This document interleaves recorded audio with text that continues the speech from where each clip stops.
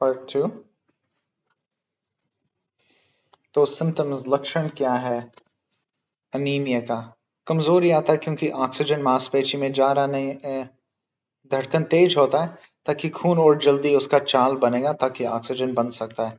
सांस, सिर दर्द, वो ध्यान नहीं दे पाते हैं, चक्कर, सफेद चमड़ी पैरों में, क्रैम्प्स माने बाइटा जैसा, इंसोम्निया माने नींद नहीं आना। ब्रिटल नेल्स, ब्रिटल का मतलब है टूटता है जल्दी। Spoon shape nails, atrophy of papilla, atrophy माने muscle wasting, और papilla वो छोटे छोटे दाने जैसे होते हैं जो टंग के ऊपर है, तो फिर टंग बस एक सा ही लगता है। एंगुलर स्टोमाटाइटिस माने लिप्स में थोड़ा फटते हैं। ब्रिटल हेयर, ब्रिटल मैंने बता दिया, ब्रिटल माने जल्दी टूट जाता है। डिस्फेजिया माने डिस्कम्फर्ट खाते समय। प्लमर विंसन ये थोड़ा रेयर है, ये स्ट्रिक्चर्स माने खाने का नली में रुकावट हो जाता है खून की कमी से। तो ये देख सकते हैं थोड़ा लाल होना चाहिए, ये अनीमिया है। आप देख सकते हैं वो छोटे छोटे दाने नहीं है ये जीभ पर। ये आदमी देख सकते हैं सफेद है, और ये जो नेल्स है वो अंदर की तरफ जा रहा है चम्मच की जैसे, स्पून शेप्ड नेल्स। ये सब आयरन डिफिशिएंसी के लक्षण हैं। तो जांच हम करते हैं haematocrit, haemoglobin, MCV, MCH, MCHC। Haematocrit जो खून हमने लिया उसका कितना RBC से भरा है। हीमोग्लोबिन का बात नहीं है, ये कितना RBC से भरा है एक खून के वॉल्यूम में, तो यूजुअली 50% लगभग होना चाहिए।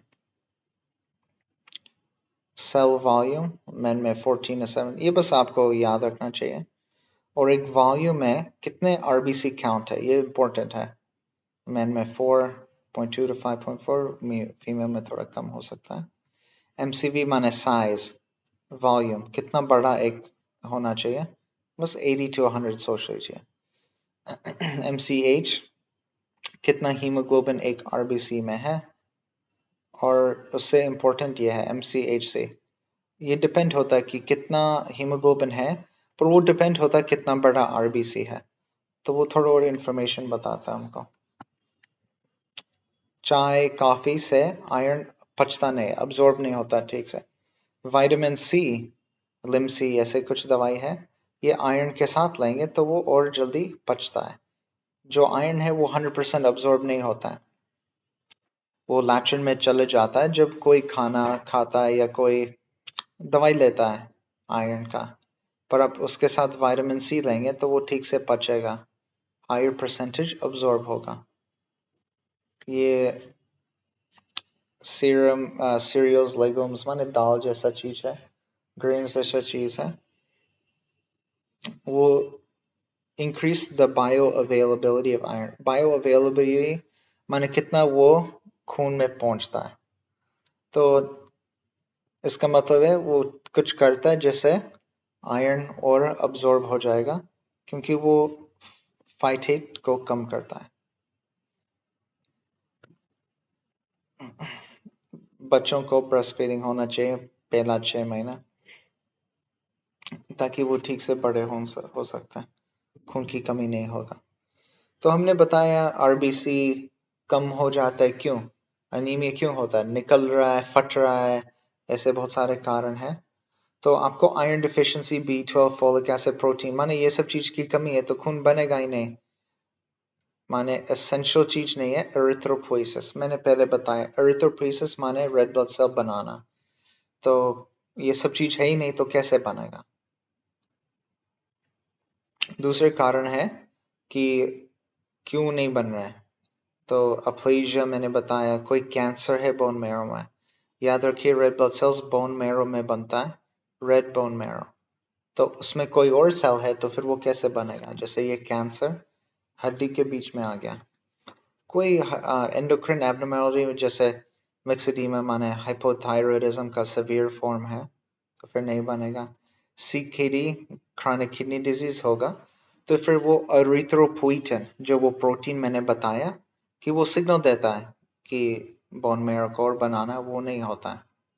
कोई और बीमारी है, जब हमको इन्फ्लेमेशन कोई बीमारी होता है, इन्फेक्शन, आरो इम्यून डिजीज ऐसे कुछ, तो फिर आयरन वो ठीक से अपना काम नहीं कर सकता है रेड ब्लड सेल बनाने के लिए, और लिवर में गड़बड़ी, सरोसिस, उसमें भी होता है।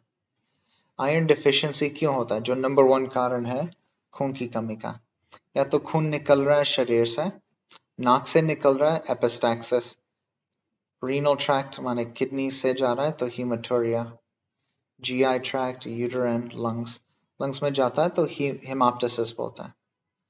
तो खून निकल रहा है, खून का लॉस है, तो उससे भी आयरन डिफिशियंसी होता है, क्योंकि इतना आयरन है, क्योंकि रेड ब्लड सेल सोचो वो मर गया तो फिर वो आयरन तो काम में आता है बाद में शरीर को, और वो शरीर से निकल रहा है तो फिर वो आयरन भी लॉस हो रहा है। या तो आप बड़े हो रहे हैं, जैसे बच्चा बड़ा हो रहा है और वो सब आयरन है ही नहीं, या वो आयरन जल्दी यूज हो रहा है, जैसे प्रेग्नेंट मरीज जो लैक्टेशन कर रहे हैं, या तो आप खाना ठीक से नहीं खा रहे हैं, गरीब है तो नहीं खा रहे, या एनोरेक्सिया इन प्रेगनेंसी। एनोरेक्सिया माने भूख नहीं लगना, खाना नहीं खाना चाहते। या ये भी हो सकता है आयरन डिफिशियंसी हो गया क्योंकि आयरन पच रहा ही नहीं है, जैसे पेट में कोई ऑपरेशन, एसिड नहीं है पेट में, या कोई छोटी आंत में बीमारी है जैसे सीलिएक डिजीज, जहाँ स्मॉल इंटेस्टाइन्स में गड़बड़ी है, तो फिर वो आयरन है जो आंतों में है वो खून में नहीं पहुंच पाता। तो red blood cell normal, MCV normal, normal size माने नॉर्मल प्लास्टिक, और iron stores normal. Iron deficiency में छोटे हो जाता है, सब चीज कम हो जाता है, साइज, ये दोनों कंसंट्रेशन का चीज है वो कम हो जाता है।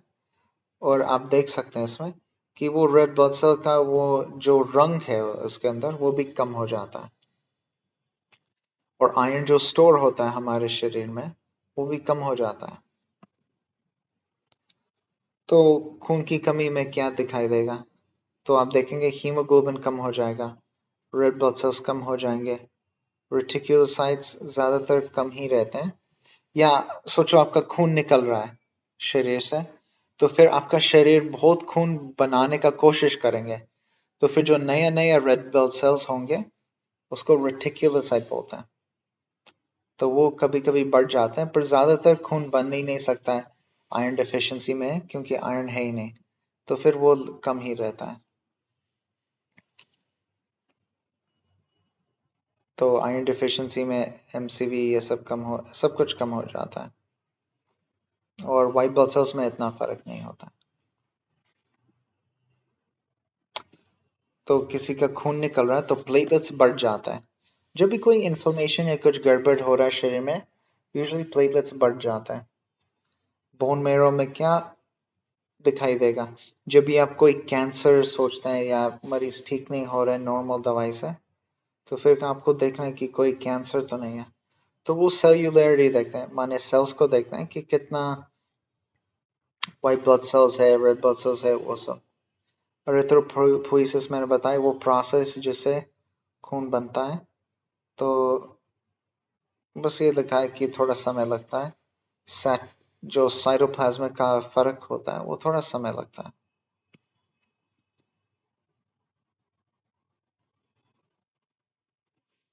तो जब पेट में तकलीफ है तो फिर एक प्रोटीन है जिसका नाम है इंट्रिंसिक फैक्टर, वो बन नहीं पाता है, वो बन नहीं पाता तो विटामिन बी 12 पचता नहीं है, विटामिन बी 12 पचता नहीं है।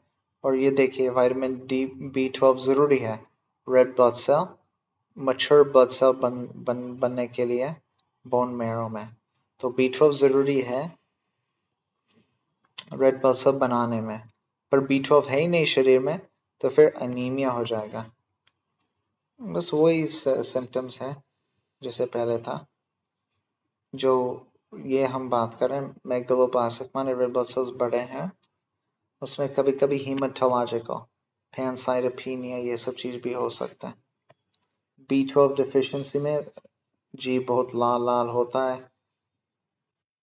वो ये बहुत स्मूथ, वो पैपिला जो मैंने बताया वो छोटे छोटे फुंसी जैसे चीज नहीं होता है, उसको ग्लॉसाइटिस बोलते हैं, हंटर्स ग्लॉसाइटिस। कभी कभी रेड अपीयरेंस ऑफ टंग में रिमिशन, रिमिशन माने बीच में ठीक हो जाता है, रिकरेंट माने दोबारा आता है, कभी ठीक होता है कभी दोबारा आता है। डिस्फेजिया माने डिस्कम्फर्ट खाते समय और स्वाद भी बदल जाता है। हमको क्या दिखाई देगा खून में? तो मैक्रोसाइटोसिस ज्यादातर दिखाई देगा। जब मैक्रोसाइटिक एनीमिया तो रेड ब्लड सेल का साइज जो मैंने बताया MCV वो यूजुअली 98 से ऊपर होता है।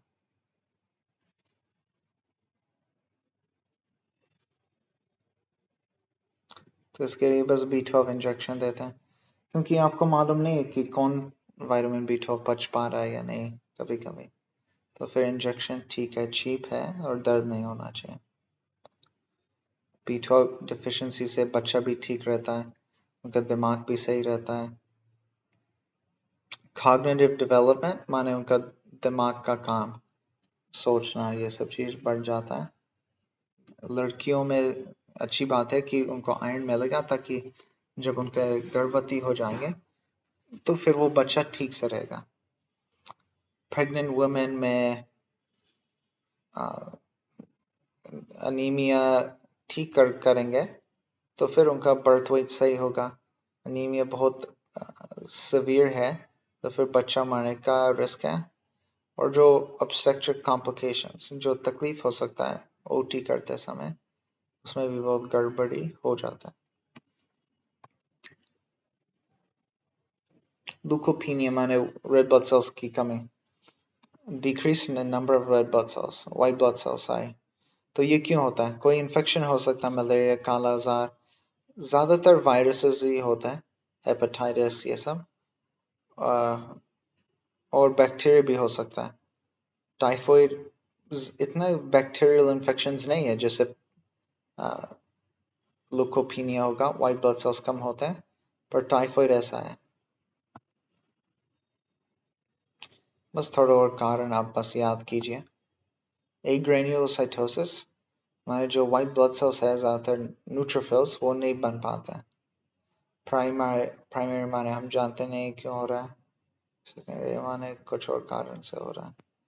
ज्यादातर जब हम दूसरे कारण से सोचते हैं कि एग्रेन्युलोसाइटोसिस को क्यों हो रहा है, तो हम दवाई का बहुत सोचते हैं। तो आपको याद रखना ये सब दवाई है। एक बीमारी है जो बच्चों में हो सकता है, कास्टमैन सिंड्रोम, कि उनका न्यूट्रोफिल्स ठीक से बनता नहीं है। न्यूट्रोफिल्स नहीं होंगे तो बैक्टीरिया, सीरियस इन्फेक्शंस बहुत जल्दी हो जाते हैं। शेडिक हिगासी, वो ये भी एक बीमारी है जहाँ वो सेल्स के बीच में वो प्रोटीन काम नहीं कर पाता है, तो फिर वो न्यूट्रोफिल्स काम नहीं करते हैं इन्फेक्शन मारने के लिए।